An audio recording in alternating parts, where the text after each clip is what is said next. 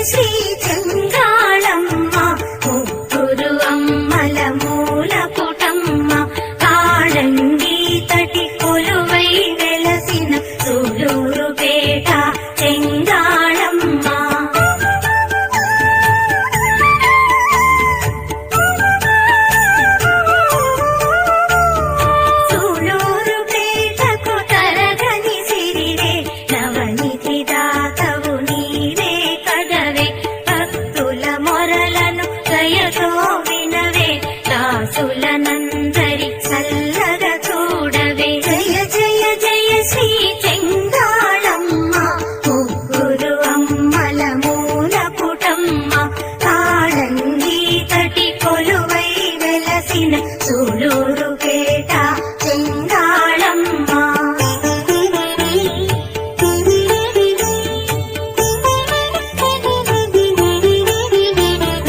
అన్నిట జయమే నీ కృప కలిగిన, అన్నిట శుభమే నిన్నే తలచిన, ఆదరించి నీ అభయము నొసగిన, ప్రతిరోజు ఒక విజయదశమిలే. జయ జయ జయ శ్రీ చెంగాళమ్మ, ముగ్గురు అమ్మల మూల పుటమ్మ, తాళంగి తటి కొలువై వెలసిన సూళూరు పేట